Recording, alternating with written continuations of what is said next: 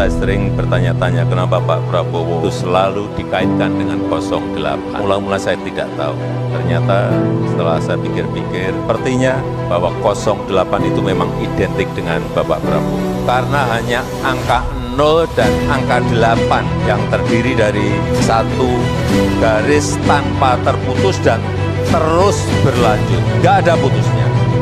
08 memang angka yang mencerminkan keberlanjutan. Itu secara spiritual. Dan juga bisa jadi 08 itu angka keberuntungan Bapak Prabowo. Saat ini menjabat sebagai Menhan ke-26. 2 tambah 6, 8. Rumah dinas beliau yang saya tahu nomornya juga 8. Saya nggak tahu diganti atau tidak sebelumnya, tetapi memang angkanya nomor 8. Dan tidak hanya sampai di situ, Pak Prabowo Gibran juga menang pemilu dengan suara 58,58%. Ada 8-nya terus. Pak Prabowo nanti saat dilantik menjadi Presiden Indonesia yang ke-8. Dan selama 5 tahun ke depan akan memimpin upacara HUT Hari Ulang Tahun Kemerdekaan Republik Indonesia yang ke tahun depan 80. Tahun depannya lagi 81. Tahun depannya lagi 82. Tahun di depannya lagi 83 dan selanjutnya 84 dan selanjutnya. Semuanya memakai angka 8. Memang kelihatannya sudah takdir dan sudah digariskan oleh Allah Subhanahu wa taala. Dan saya ingin menyampaikan kembali selamat kepada Bapak Prabowo Subianto yang telah diberikan kepercayaan oleh rakyat sebagai Presiden terpilih tahun 2024-2029. Semoga Allah SWT memudahkan Bapak dan bangsa Indonesia dalam mencapai kemajuan, dalam mencapai kemakmuran dan menjadikan Indonesia sebagai negara berpenghasilan tinggi yang berkeadilan dan berkelanjutan. Terima kasih. Wassalamualaikum warahmatullahi wabarakatuh. Saudara-saudara, saya ini memang punya sifat nggak tahu dari dulu, saya ingin bicara apa adanya.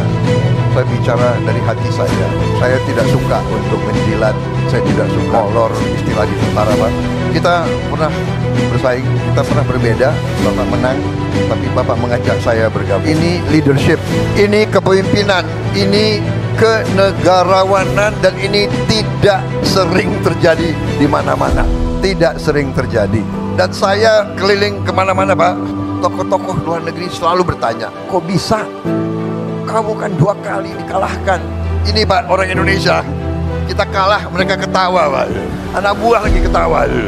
Lo kira enak kalah? Pak, waktu saya kalah, saya ingat Bapak ke rumah saya. Bapak ke Kartanegara. Di mana? Di negara lain. Yang kalah, yang harus ucapan selamat. Ini yang menang datang ke rumah saya, begitu. Makanya kalau ilmu kepemimpinan, belajar dari orang Solo. Datang ke rumah, habis itu bawa undangan, mohon hadir pelantikan. Waduh, gimana ini?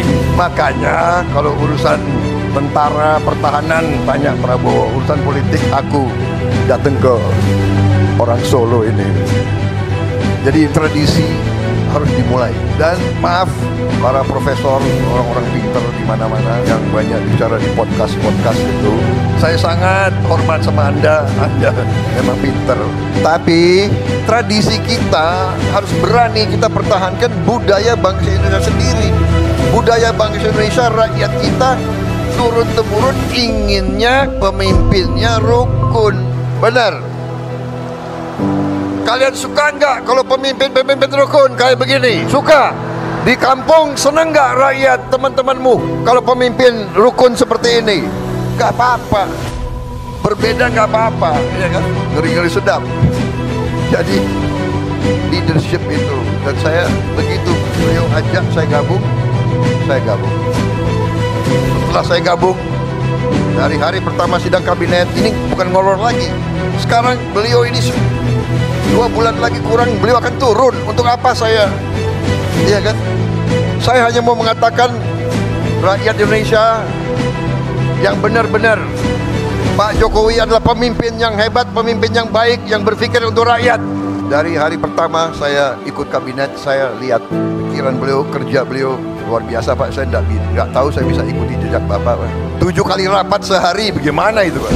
Apalagi kita ini kalau diajak, ini menteri-menteri jujur ya, pada begini kan kalau diajak beliau, Pak, pada ngeri Pak, diajak Bapak keliling Pak itu.